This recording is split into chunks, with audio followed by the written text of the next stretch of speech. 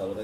Yo si quiero les empiezo a contar. Estamos en la audiencia pública de la que se conoce como la Ley Ordinaria de la Salud. Recuerden, esto es importante para la pedagogía pública porque el tema no ha sido fácil de explicar y sigue siendo un poco confuso para la gente. Hay dos reformas en el Congreso que se están tramitando de manera simultánea. Una se conoce como la Ley Ordinaria, que es la reforma, dijéramos, que más compleja, que tiene que ver con los grandes cambios en el modelo de salud. Esta es la audiencia pública número 12, hemos realizado 8 audiencias en Bogotá, hemos estado en Medellín, en Cali, en Barranquilla, ahora en Bucaramanga. Y estaremos cerrando este ciclo de audiencias públicas en Ibagué. La idea con esta ley ordinaria, vuelvo y repito, la que reforma el modelo de salud, es tener al menos un debate en la Comisión Séptima de Senado antes del mes de junio. Paralelamente, repito, hay otra iniciativa que tiene que ver no tanto con el modelo, sino con lo que llama el núcleo fundamental del derecho, que llama la ley estatutaria. Sobre esa tuvimos la primera audiencia pública esta semana en Bogotá. Esa es la que tiene mensaje de urgencia. Y la expectativa con la reforma de ley estatutaria es que logre aprobarse plenamente de aquí a la tercera semana de junio, al fin de la legislatura. Entonces tenemos dos reformas, una se ocupa del derecho, otra se ocupa del modelo, una más grande, más compleja que es esta. Estamos haciendo la audiencia número 12 de lo que se llama la Vuelta a Colombia, y otra que va a ser una ley, dijéramos, de menos artículos, 14, menos de 20 artículos, que esperamos aprobar a finales del mes de junio. Bueno, pues entonces la ley estatutaria... Pregunta Ginette Prieto de Vanguardia Liberal. Ginette, hágalo. Ministro, pero específicamente entonces la ley estatutaria tendría que cursar 4 debates antes de junio. Tiene mensaje de urgencia, entonces va a haber un debate en las comisiones conjuntas, primeras de Senado y Cámara, y después tener 2 debates en plenaria. El cronograma que tenemos en mente es el siguiente: tener la ponencia lista para el lunes o martes de la semana entrante y dar el primer debate en esas comisiones conjuntas la semana entrante, para que pueda aprobarse, dijéramos, la otra semana y pasar a plenarias la primera semana de junio. Eso es un poco lo que tenemos en mente. Como lo he dicho yo de manera reiterada, es un cronograma apretado, complejo, pero seguimos siendo optimistas que pueda aprobarse la ley estatutaria al final de la legislatura. Pregunta Gustavo Remolina de la cariñosa RCN. Señor ministro, 2 inquietudes. Una, pues este recorrido que está haciendo la Comisión Séptima del Senado de la República fortalece esta reforma de la seguridad social, pero inquietudes sobre la seguridad de salud. Primera, ¿qué objetivos han tenido ya en ese recorrido que ha hecho en el país? Y 2, ¿qué plan tiene el ministerio? Porque ya intervenían 2 EPS, la superintendencia tiene intervenidas 2 EPS. ¿Qué plan tiene el gobierno nacional hacia las regiones para atender a los pacientes de alto riesgo? Bueno, entonces hay 2 preguntas. Una es sobre el sentido de las audiencias. Yo creo que la buena noticia es que las audiencias han tenido un impacto sustancial en el proyecto. Estamos sentados en este momento con los senadores haciendo 2 trabajos que son conjuntos. Uno son estas audiencias escuchando a la gente, y el otro es trabajando de manera conjunta y colectiva en el borrador de ponencia que se va a discutir en la Comisión Séptima, en algo así como 2 y 3 semanas. Ese borrador de ponencia modifica el proyecto de manera sustancial. Y les doy algunos ejemplos. El tema, por ejemplo, del derecho fundamental, que aquí estaba consagrado, lo hicimos así porque quisimos tener el tema del derecho fundamental más bien en la ley estatutaria, pero nos dimos cuenta que eso había generado inquietudes en la gente. El primer artículo de esa ponencia de ley ordinaria va a reiterar el tema de que la salud es un derecho fundamental, el tema de la naturaleza y los recursos públicos. Vamos a introducir 4 o 5 capítulos nuevos al proyecto de reforma, uno sobre recurso humano en salud, otro sobre atención primaria en salud, otro sobre salud pública. Vamos a fortalecer el capítulo sobre inspección, vigilancia y control.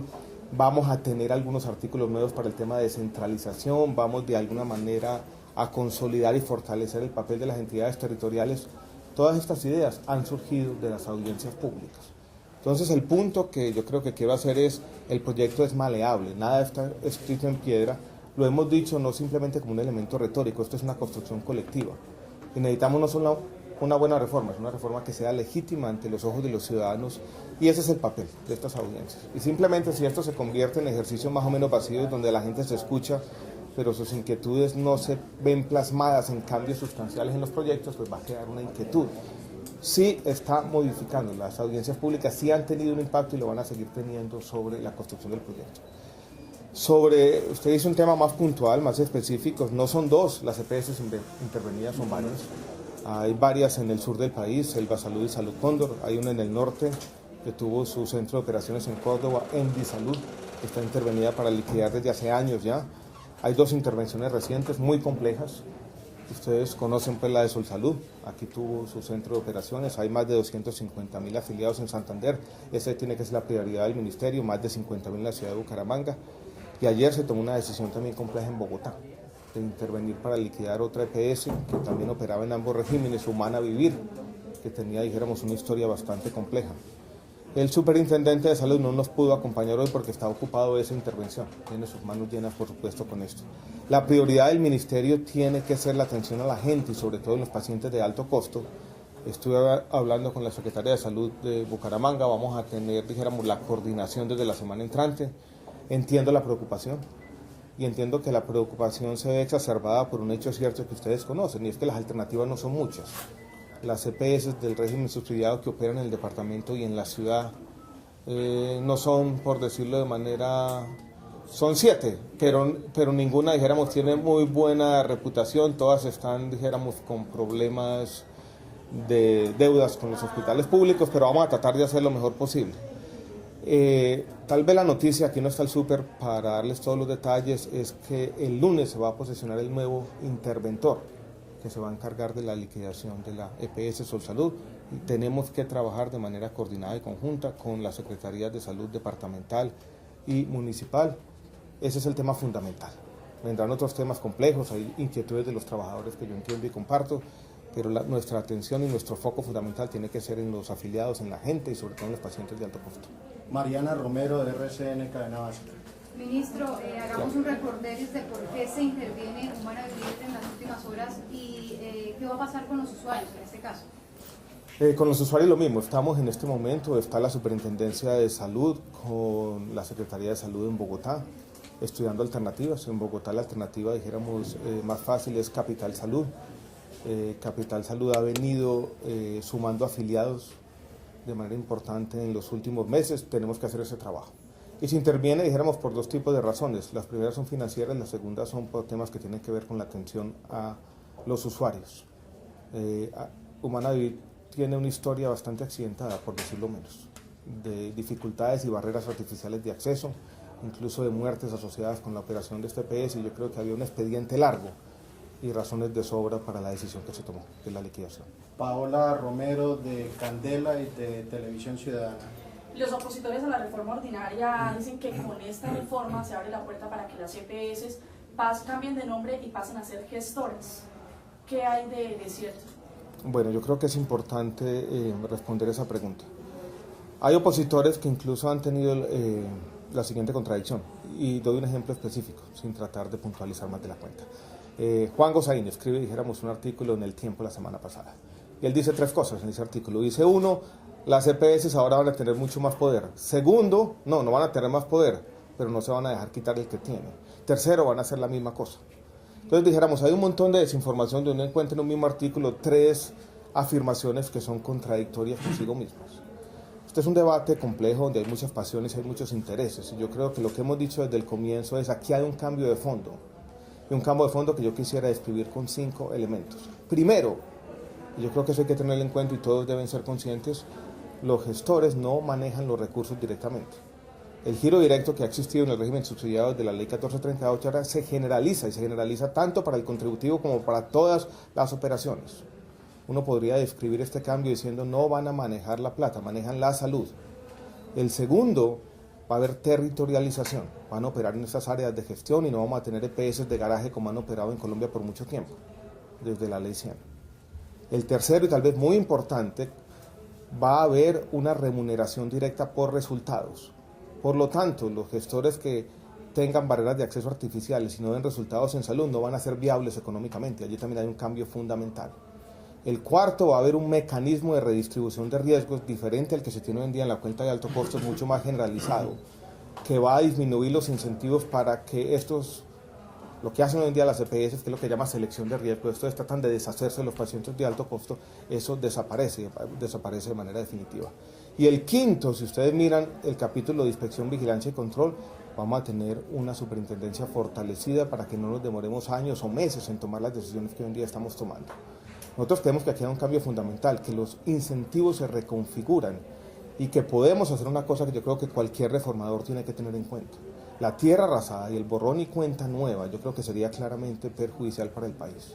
Cualquier reformador tiene que partir de que hay unas capacidades, un conocimiento colectivo. Llevamos 20 años acumulando ese conocimiento que no podemos simplemente desaparecer. Lo que queremos hacer en la reforma no es que las EPS simplemente se transformen fácilmente en gestores, es que los buenos operadores, los buenos agentes con estos nuevos incentivos puedan transformarse para reciclar esas capacidades, ese conocimiento colectivo que no podemos despreciar ni desperdiciar por ningún motivo. Julio Acelas. Señor ministro, muchos analistas a raíz de los proyectos han señalado lo siguiente, que se le da mucha fuerza en términos de manejo y gestión de los recursos a los gobernadores. Los gobernadores son agentes de la política, obedecen a intereses parlamentarios. Muchos de ellos, la justicia los tiene en la cárcel por vínculos con paramilitares y mafias locales. ¿No es posible eliminar del articulado esta vulnerabilidad o es un pago de alguna manera técnico que se le da a los políticos de la región para que paguen la reforma? No. Aquí no hay cálculos políticos y estamos diciendo nosotros vamos a darle aquí un pequeño, mermelada es la palabra que utilizo hoy en día, a los gobernadores o a los agentes políticos para pasar la reforma. De ninguna manera. Quiero volver a una reflexión atrás. Miremos un poco las críticas que se hacen a la reforma. Se dicen, mire, por un lado usted le está dando mucho poder a las EPS privadas, por otro le quiere dar poder a los entes territoriales y otros dicen, o tal vez los mismos, esto está centralizando excesivamente los recursos. Como uno critica porque el gobierno nacional maneja los recursos, se critica porque lo hacen las entidades territoriales y se critica muchas veces simultáneamente porque se le está dando el manejo de algunos recursos a los privados. Eso es contradictorio y uno tiene que saber que aquí hay un mundo imperfecto y que necesitamos, dijéramos en algunos casos, que las entidades territoriales cumplan ese papel. Vamos al tema específico. ¿Cuál es el poder que se le está dando a los gobernadores o a las entidades territoriales? Es dos cosas se proponen en la reforma. Una que es polémica, y seguramente la discutiremos hoy aquí en la audiencia pública, tiene que ver con el nombramiento directo a los gerentes de los hospitales. Lo estamos haciendo así porque claramente si uno hace un balance retrospectivo de la meritocracia como fue instaurada en la 1438 no ha funcionado. Los concursos han promovido, digámoslo claramente, una falsa meritocracia. Y queremos corregir ese entuerto, queremos corregir ese error. Y segundo, tal vez un tema más conceptual y filosófico, creemos que los gobernadores son los que tienen que rendirles cuentas a los ciudadanos sobre los resultados en salud, entonces que ellos deben estar dotados de ciertos instrumentos de gestión. Y muchas veces estamos encontrando, aquí Santander puede ser, conflictos. Gobernador quiere hacer las cosas, simplemente tiene un gerente que allí nombrado que no tiene un criterio distinto o está obedeciendo intereses políticos diferentes y simplemente no puede haber coordinación. Estamos encontrando conflictos en todo el país. Eso nos parece importante. Y segundo, estamos diciendo las entidades territoriales, si se organizan y cumplan ciertas condiciones, pueden ser administradoras directas del régimen subsidiado, haciendo las veces de gestores.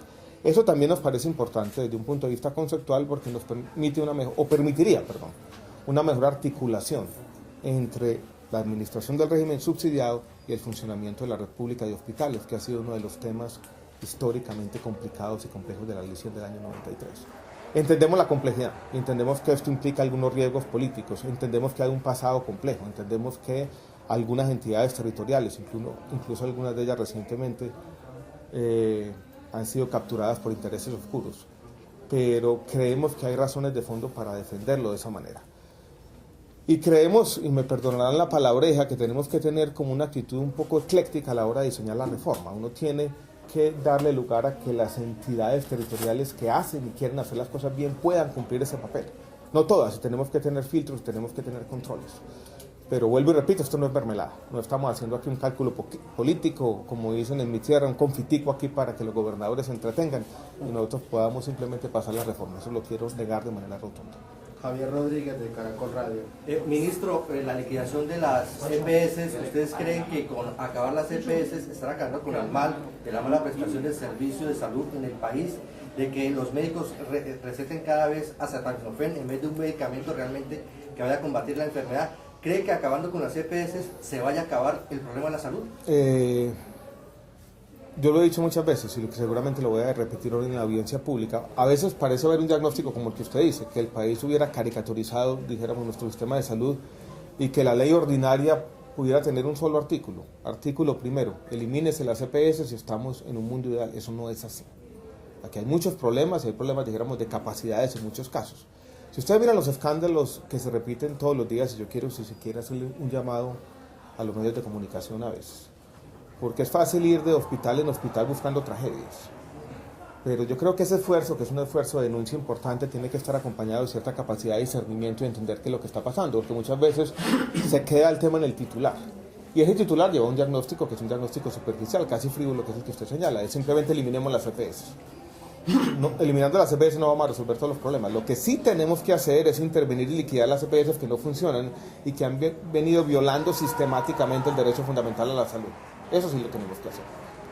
Entonces, de allí se explican las dos intervenciones recientes. Pero por eso el tema de la gestora lo que hace es de manera inteligente tratar de transformarlas y recuperar esas capacidades. Porque somos conscientes que simplemente, por ejemplo, nacionalizándolo todo, estatizando completamente estas labores de representación del usuario, no vamos a resolver todos los problemas. Entonces yo estoy de acuerdo con su pregunta, no vamos a resolver todos los problemas eliminando las EPS, pero sí tenemos que ser capaces de depurar las EPS, de liquidar las que no están funcionando y hacerlo con prontitud. De allí las medidas que se han tomado recientemente. Pregunta Canal Tro. El ministro tiene que regresar a la audiencia pública. Porque ya me están silbando ya. De respeto a los participantes. Quedaría Canal Tro y un adicional ministro para dar por terminada la rueda de prensa. Perfecto. ¿Dónde está Canal Tro? Pregunta Canal Tro. ¿Cómo ha estado? Bien, ministro. Ministro, mi pregunta es, ¿se ha tenido en cuenta en la reforma a la salud, se ha tenido en cuenta el paseo de la muerte que nos ha afectado tanto a los santanderianos y nortesantanderianos en todos los corregimientos y municipios de este sector? Cuando nosotros planteamos la reforma, y si se lee la exposición de motivos, es tener servicios de mejor calidad, oportunidad, dijéramos integralidad o continuidad. Es eliminar cosas como el paseo de la muerte. Lo que busca la reforma es precisamente eso. Sin embargo, aquí viene un poco la complejidad de este sector y la complejidad de explicar una reforma. Es que uno no puede simplemente hacerlo de manera directa. Nada ganaríamos nosotros con tener un artículo en la reforma que diga se eliminan los paseos de la muerte. Lo que tenemos es que diseñar un mejor sistema, diseñando mejores incentivos para que con estos incentivos se alineen, dijéramos, los propósitos de todos los diferentes agentes y que no exista lo que hoy existe. No solamente es paseo de la muerte, lo peor es paseo de la muerte con impunidad y paseo de la muerte sistemático y paseo de la muerte explicado simplemente porque muchas veces las EPS se están llevando o trasteando a los pacientes buscando tarifas más baratas. Ese es el tipo de cosas que queremos acabar y, por ejemplo, con el pago por resultados. Eso nos va a dar la oportunidad de quienes comiencen simplemente a tener una lógica absolutamente comercial y que no tenga en cuenta los resultados en salud y las necesidades en salud de la población, no van a tener buenos resultados, sino no van a ser viables en este nuevo esquema. Entonces, hacia allá apunta. Lo que pasa es que hay que hacerlo, dijéramos, de manera compleja, pero mal haríamos nosotros estar aquí, promoviendo una reforma, si el objetivo preponderante no fuera eso. Que eso no volviera a ocurrir en el país. Y cerramos. Ministro, en la actualidad, ¿quién es el interventor de Salucop?